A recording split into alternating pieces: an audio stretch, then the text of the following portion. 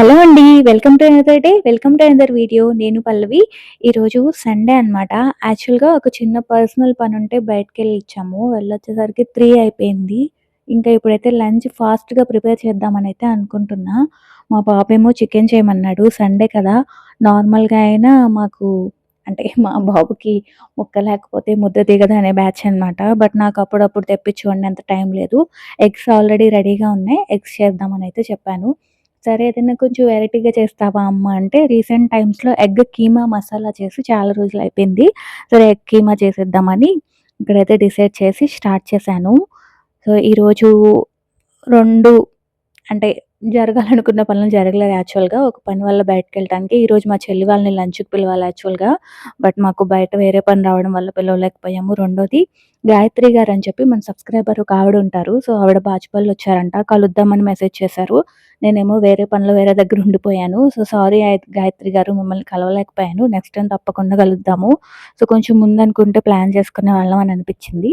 ముందైతే ఎగ్స్‌కైతే బాయిల్ చేయడానికి పెట్టేశాను. ఇలా సడెన్‌గా బాల్కనీలోకొస్తే ఇక్కడ పీచు మిఠాయి మీలో ఎంతమందికిష్టం?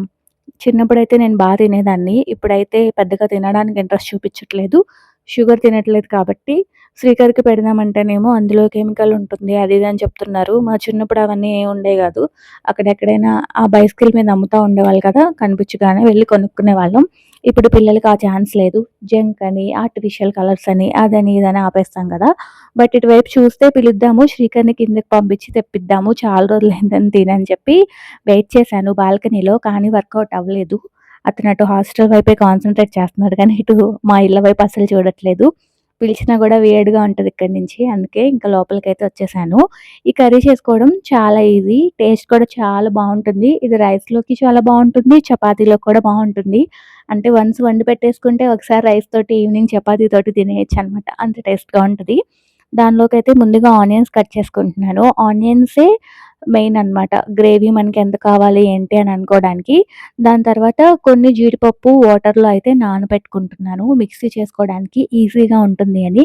మీకు కావాలి అంటే అప్పటికప్పుడు కూడా వేసుకోవచ్చు. నా దగ్గర ఫుల్ జీడిపప్పు ఉంది. అందుకే కొంచెం నానితే సాఫ్ట్‌గా పేస్ట్ అవుతుందని చెప్పి కొన్ని టమాటాలు, జీడిపప్పు పేస్ట్ చేసుకోవాలనమాట. దాంతో ఎన్హాన్స్ అవుతుంది. మీకు రెస్టారెంట్ స్టైల్‌లో వస్తుందనమాట ఈ ఎగ్ కీమా మసాలా.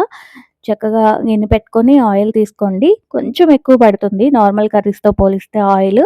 జీలకర్ర వేసుకొని, కరివేపాకు వేసేసుకున్న తర్వాత పచ్చిమిర్చి, ఉల్లిపాయలు వేసేసి చక్కగా బాగా వేగిపోయేలా కలుపుకోండి. నేనైతే సిమ్‌లో పెట్టే వేస్తున్నాను. మీరు మీకు తగ్గట్టుగా చేసుకోండి. ఈలోపు నేను కుక్కర్‌లో రైస్ కూడా పెట్టేశాను.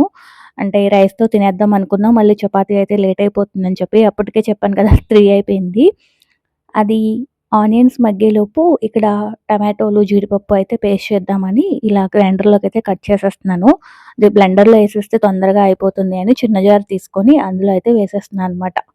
చాలా ఈజీగా చేసేసుకోవచ్చు ఈ కర్రీ. చాలా బావుంటది.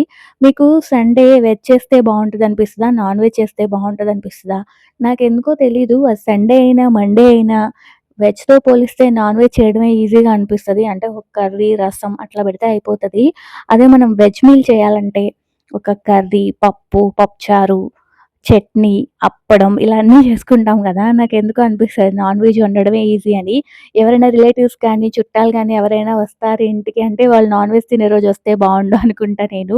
ఈజీగా ఉంటది. మనకు కూడా నాన్ వెజ్ పెట్టామన్న ఫీలింగ్ ఉంటది గదా! అందు గురించి. మీకెలా అనిపిస్తుంది? కామెంట్ సెక్షన్‌లో నాతో షేర్ చేసుకోండి. వెజ్ వండడం ఈజీగా ఉంటుందా? నాన్ వెజ్ వండడం ఈజీగా ఉంటుందా మీకు? ఈ ఆనియన్స్ అన్నీ మగ్గిపోయిన తర్వాత ఇందులో అల్లం వెల్లుల్లి పేస్ట్ కూడా వేసేసుకున్నాను. మీరు కావాలి అంటే ఈ టమాటో దానిలోనే అల్లం వెల్లుల్లి కూడా వేసుకొని పేస్ట్ చేసేయొచ్చు మీ మిక్సీని బట్టి. లేదు అనుకుంటే ఇలా విడిగా కూడా అల్లం వెల్లుల్లి పేస్ట్ అనేది వేసుకోవచ్చు. సో, ఇది కూడా వేసేసిన తర్వాత ఆయిల్ పైకి తేలే వరకు మూత పెట్టి మగ్గించుకోవాలి. ఇంకా ఈలోపు బాయిల్ చేసిన ఎగ్స్ ఉన్నాయి కదా! నేనైతే ఇలా తురుముకుంటున్నాను. మీరు కావాలి అనుకుంటే చిన్న చిన్న ముక్కలుగా కట్ చేసుకోవచ్చు. నాకు ప్రాపర్ కీమా లాగా రావాలి అని ఉంది కాబట్టి నేనైతే ఇక్కడ తురుముకుంటున్నాననమాట. మీ ఇష్టం. మీరు ఎలా అయినా చేసుకోవచ్చు. చిన్నగా కట్ చేసుకుంటానంటే చిన్నగా పీసెస్ లాగా కట్ చేసుకోవచ్చు. బట్ రెస్టారెంట్ స్టైల్ రావాలి అంటే మాత్రం ఇలా తురుముకోండి. ఈజీగా ఉంటది. ఇంకా ఇందులో ఉప్పు, పసుపు, కారం వేసేసాను. ఆయిల్ పైకొచ్చిన తర్వాత చూసారు కదా! చక్కగా ఆయిల్ అనేది సెపరేట్ అయిపోయింది. ఇప్పుడు ఇందులో మనం ఆల్రెడీ తురిమి పెట్టుకున్నాం కదా! బాయిల్డ్ ఎగ్‌ది అది వేసేసుకోవడమే. పీసెస్ అనేవి మీవిష్టం. మీ ఇష్టం సైజులో కట్ చేసుకోవచ్చు. ఇన్‌కేస్ కట్ చేసుకునేలాగా ఉంటే నేను వైట్, యెల్లో 2 కూడా తురిమేసాను. చూస్తున్నారు కదా మీరు వీడియోలో, దీన్ని కలిపేసుకోవటమే. ఇది కలిపేసుకున్నాము అంటే కూర ఆల్మోస్ట్ అయిపోయినట్టే. ఇంక దీని తర్వాత ఒక 5 మినిట్స్ ప్రాసెస్ ఉంటుందంతే. ఈ టమాటో మిక్చర్ ఏదైతే ఉందో అందులో ఈ ఎగ్ బాయిల్ చేసిన ఎగ్ దానిలో ఉడికితే ఏంటంటే మనకు మంచి రిచ్ ఫ్లేవర్ వస్తుందనమాట. చూడ్డానికి కూడా చాలా బావుంది కదా! ఇది చపాతీలోకి ఇంకా బావుంటుంది కంపారిటివ్‌లీ రైస్. మీరొకసారి ట్రై చేసి నాకెలా వచ్చిందో కామెంట్ సెక్షన్‌లో షేర్ చేయండి మీకిది నచ్చితే.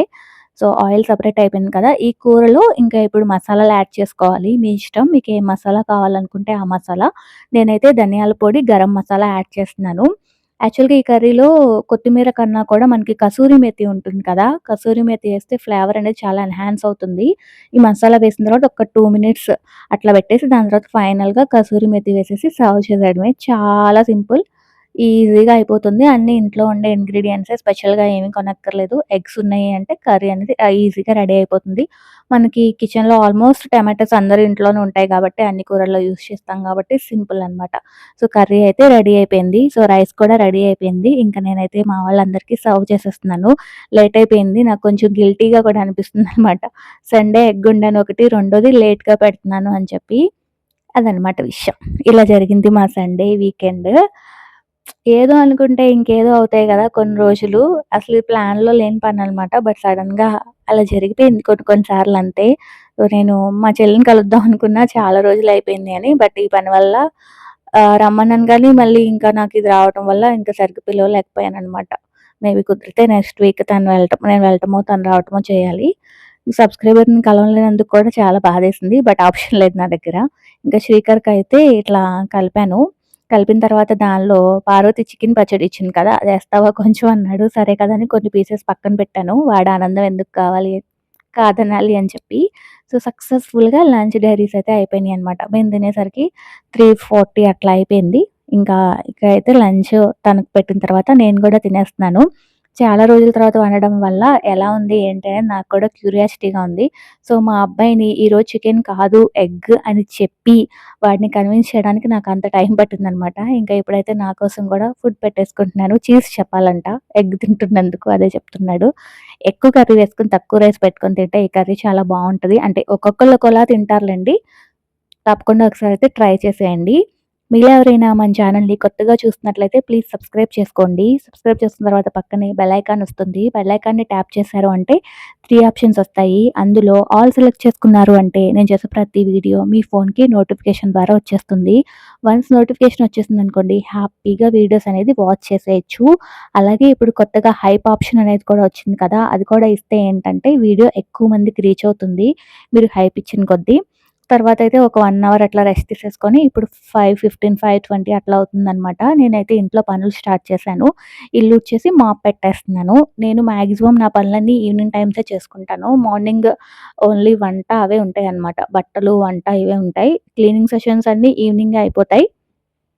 ఈ టైంలో చేయకపోయినా నైట్ పడుకునే ముందైనా తుడిచేసి పడుకుంటాననమాట. మార్నింగ్ కిచెన్ అంతా ఫ్రెష్‌గా ఉండాలి. లేకపోతే వంట చేయలేను నేను. ఇన్‌కేస్ మరీ ఏదైనా హెల్త్ ప్రాబ్లమో, లేకపోతే ఎక్కడికైనా బయటికెళ్ళి లేట్‌గా వస్తేనో తప్ప మాక్సిమం అన్ని డేస్ క్లీనింగ్ సెషన్స్ అన్నీ నైటే అయిపోతాయి. ఇంకా ఈరోజు శ్రీకర్‌కి ఎగ్జామ్స్ జరుగుతున్నాయి అని చెప్పాను కదా! సో, తనని కూడా చదివించాలి. అందుకే కొంచెం ముందుగా స్టార్ట్ చేసి అయితే తుడిచేస్తున్నాననమాట. నేనెప్పుడు ఇల్లు ఊడవగానే వెంటనే మాప్ కూడా పెట్టేస్తాను. 2 నాకు పక్కపక్కనే అయిపోతాయి. అదొక రోజు, ఇదొక రోజు అట్లా ఏమి ఉండదు. ఏ రోజు తుడిచినా మాక్సిమం రోజు తుడుస్తాను. ఒకరోజు అటు ఇటు అయినా కూడా వెంటనే తుడిచేస్తాననమాట. ఇంకా అదయ్యేసరికి టీ పెట్టుకుందాం అనిపించింది. చల్లదనం వచ్చేసింది. బాచుపల్లి ఎంత చల్లగా ఉంటుందోనండి. ఫాగ్ కూడా కనిపిస్తుంది. కానీ ఈ మధ్య రీసెంట్ టైమ్స్‌లో కొంచెం 10 అట్లా అయినాక ఎండైతే వస్తుంది బాల్కనీలోకి. బట్టలైతే ఆరుతున్నాయి హ్యాపీ.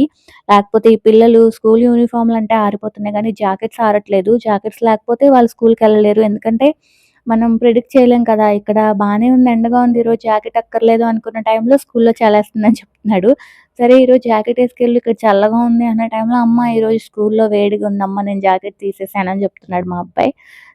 అదనమాట. ఇక్కడైతే టీ పెట్టేస్తున్నా. కొంచెం నిండుకుంటే రీఫిల్ అయితే చేస్తున్నా అనమాట. మేము తాజ్ మహల్ టీ పొడి వాడతాం. అది తప్ప ఏమి తాగలేము. చిన్నప్పటి నుంచి అది అలా అలవాటయిపోయింది. మీలో ఎవరైనా తాజ్ మహల్ టీకి బానిసలున్నారా? మా అమ్మ వాళ్ళ ఇంట్లో అదే, మా అత్తయ్య వాళ్ళ ఇంట్లో వేరే యూజ్ చేస్తారు గానీ, బట్ నాకు ఆ తాజ్ మహల్‌తో తాగితేనే ఆ ఫీల్ ఉంటదనమాట. ఇంకా కొంచెం మిగిలిపోతే ఇలా ప్లాస్టర్ ఏసేసి సేమ్ కబోర్డ్‌లో పెట్టేసుకుంటాను. గ్రాసరీ ఎక్కడైతే ఉందో అక్కడ. అదనమాట. మళ్ళీ వేరే డబ్బాలో పెడితే మర్చిపోతాను కొన్ని కొన్ని సార్లు. అదే ఇందులోనే ఉంటే కార్టూన్‌లో ఉంటే గుర్తుంటది. ఇది టీ పొడి అని చెప్పి. సో, ఒక్కొక్కళ్ళకి ఒక్కొక్క సమస్య. అలాగే మర్చిపోవటం అనేది ఈ రోజుల్లో పెద్ద సమస్య. మళ్ళీ కొనేసుకుంటాం. ఉందా? లేదా? అని చూసుకోకుండా కొన్ని కొన్ని సార్లు.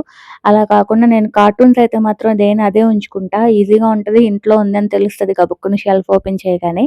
అంటే ఒక్కొక్కళ్ళ హోమ్ మేకింగ్ ఒక్కొక్కలా ఉంటదిలెండి. నేను కంపేర్ చేయట్లేదు. జస్ట్ నా విషయాలు చెప్తున్నా అంతే. చి స్ట్రాంగ్‌గా టీ పెట్టేసుకొని తాగేస్తున్నా. షుగర్ గూడా ఏసుకోవట్లేదు కాబట్టి అంత ఫాస్ట్‌గా తాగడానికి అవ్వదు. నిదానంగా తాగేసిన తర్వాత మా అబ్బాయి తనకు తానుగా ఫ్రెష్ అయిపోయి, "నేను చదువుకుంటానమ్మా" అని బుక్స్ తెచ్చేసాడు. కొంచెం ఆశ్చర్య ఆనందాలకు లోనయ్యి, సరేలే చదువుకోవాలి కదా అనుకుని సరిపెట్టుకొని నేను కూడా స్టార్ట్ చేశాను. English exam. మా అబ్బాయికి మ్యాథ్, ఇంగ్లీష్ మనం పెద్ద ఇది చేయాల్సిన అవసరం లేదు. నేను చించేస్తా, కొరికేస్తా అంటాడు. అలాగే రాసేస్తాడు కూడా ఎగ్జామ్స్‌లో మంచి మార్క్స్ కూడా వచ్చేస్తాయి. బట్ లాంగ్వేజెస్‌లో మాత్రం కొంచెం డ్రాబ్యాక్ ఉంటది. లాంగ్వేజెస్ హెల్ప్ చేయాలి. పర్టిక్యులర్‌గా హిందీ. తెలుగు గూడా పిక్ చేసాడు గానీ, హిందీ చేయలేకపోతున్నాడనమాట. పాపం అనిపిస్తా ఉంటది నాకు ఆ హిందీ ఎగ్జామ్ రోజు. నిజానికి రేపుంది హిందీ ఎగ్జామ్. చూడాలి ఏం చేస్తాడో. ఇక్కడ నేను చదివేసాను సిలబస్ అంతా అంటే, మన బ్రెయిన్ ఊరుకోదు కదా! వాడు ఎంతవరకు చదివాడా అని చెప్పి ఇక్కడ క్రాస్ క్వెషన్స్ అడుగుతుంటే చెప్తూ ఉన్నాను. మాక్సిమం వాళ్ళ స్కూల్‌లో పెద్ద రిస్ట్రిక్షన్స్ ఏమి ఉండవులెండి. మాక్సిమం ఓరలే ఉంటది. సో, ఇంగ్లీష్ కాబట్టి స్పెల్స్ కోసం కొన్ని రిటన్ టెస్ట్ పెడతారు. ముందు రోజు మ్యాథ్ ఎగ్జామ్ రాసానని జెప్పాడు. చూడాలి ఇదెలా రాస్తాడో. మ్యాథ్, ఇంగ్లీషు మాక్సిమం రాసేసొస్తాడు. తెలుగు, హిందీయే జంపింగ్ జపాంగ్ చేస్తాడనమాట. సో, అది నా బ్యాక్‌గ్రౌండ్ తెలుగు అవ్వడం వల్ల నేను తెలుగు కూడా మాక్సిమం హెల్ప్ చేసేసి పిక్ చేసేసాము. బట్ హిందీ పాపం వాడి వల్ల అవ్వట్లేదు, మా వల్ల అవ్వట్లేదు. స్కూల్‌లో టీచర్ గూడా పాపం గట్టిగా ట్రై చేస్తున్నారు. సో, అయినా కూడా వాడికి కొంచెం టఫ్‌గా ఉంది. ఏదైనా సిట్యుయేషన్‌లో మనకి సబ్జెక్ట్ అంటే భయం కలిగిందనుకోండి చిన్న వయసులో, అది మనం ఎంత బ్రెయిన్‌లోంచి తీసేయాలన్నా తీయలేమనమాట. చంద్రుడు చూసారా ఎంత బాగున్నాడో! ముందు రోజు పౌర్ణమి వచ్చింది కదా! సాటర్‌డే, సండే చూస్తే ఇలా చాలా బాగుందనమాట. శ్రీకర్ విషయంలో అదే ఫస్ట్ నుంచి అంటే నర్సరీ, ఎల్‌కేజీ, యూకేజీ చెప్పిన ప్లేస్‌లో హిందీ అంటే చాలా కష్టమైన సబ్జెక్ట్ అన్నది వాడి బ్రెయిన్‌లో పడిపోయిందనమాట. అది లాస్ట్ ఇయర్ వాళ్ళ బ్రెయిన్‌లోంచి తీయడానికి టీచర్స్ ట్రై చేస్తున్నారు. మేము ట్రై చేస్తున్నాం. లాస్ట్ ఇయర్‌తో కంపేర్ చేస్తే ఈ ఇయర్ మ్యామ్ మారారనమాట. ఈ మ్యామ్ చాలా బాగా చెప్తున్నారు. సో, ఆవిడ పాపం చాలా వరకు భయం తీసేసి వాడిని పాపం చాలా స్పెషల్ కేర్‌తో చూస్తున్నారు. ఇంట్లో కూడా వాళ్ళ నాన్న బానే చెప్తారు హిందీ. సో, అదనమాట. మేము ట్రై చేస్తున్నాం పిక్ చేయడానికి. మాక్సిమం మీలో కూడా చాలామంది పిల్లలతో ఈ విషయం మీరు ఫేస్ చేసుంటారు. లాంగ్వేజెస్‌లో అంటే ఇప్పుడు అంటే ఫస్ట్ క్లాస్, సెకండ్ క్లాస్ చదువుతున్న పిల్లల గురించి చెప్తున్నా నేను. ఇక్కడైతే ఫోన్ కేస్ కలర్ పోయింది. ఇప్పుడు యూజ్ చేస్తుంది. సరే కదా అని కొత్తది కొనిపెట్టారు మా ఆయన. ఫ్లిప్‌కార్ట్‌లో అనుకుంటా ఇది బావుంది. ఇట్లా బటర్‌ఫ్లై వచ్చిందనమాట. దానికి వింగ్స్ కూడా ఓపెన్ అవుతాయి. మనం ఇట్లా హ్యాండ్ పెట్టుకొని సెల్ఫీలు దిగాలన్నా, లేకపోతే ఫోన్ మాట్లాడడానికి ఈజీగా ఉంది. ఫస్ట్ నేనది స్టాండేమో అనుకున్నా. బట్ అది స్టాండ్ కాదనమాట. ఇలా పట్టుకోవడానికొచ్చింది. బావుంది. మీకు కావాలి అంటే లింక్ అడగండి ఇస్తా. జస్ట్ 200 ఎంతో ఉందనమాట అంతే. తర్వాత ఇక్కడ చాలా లేట్‌గా తిన్నాము కదా! లంచ్ ఇంకా ఏం తినాలనిపించలేదు. సరే కదా! దోస పిండి ఉంటే దోసలేసేస్తున్నాను. ఈజీగా అయిపోతుంది. ఇంకా అందరికి కొంచెం సండే స్పెషల్‌గా కూడా అనిపిస్తుంది కదా! త్వరగా పనైపోతే కాసేపు కూర్చొని టీవీ ఏదో చూసి ముచ్చట్లు పెట్టుకోవచ్చని.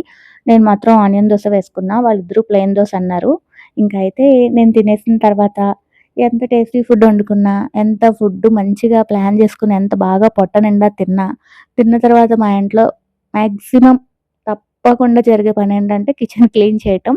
కిచెన్ క్లీన్ చేసి కింద ఫ్లోర్ క్లీన్ చేసిన తర్వాత నేను పడుకుంటా. ఎంత పెద్ద పనున్నా కూడా. ఎందుకంటే మార్నింగ్ లంచ్ బాక్స్ ఇవ్వాలి కాబట్టి కిచెన్‌లోకి రాగానే నాకు ఫ్రెష్‌గా ఉండాలి. లేకపోతే పని చేయబుద్ధి కాదు. అందువల్లనమాట. ఇంకైతే ఇక్కడ దోస తినేస్తున్నా. చట్నీ ఈరోజు బా వచ్చింది.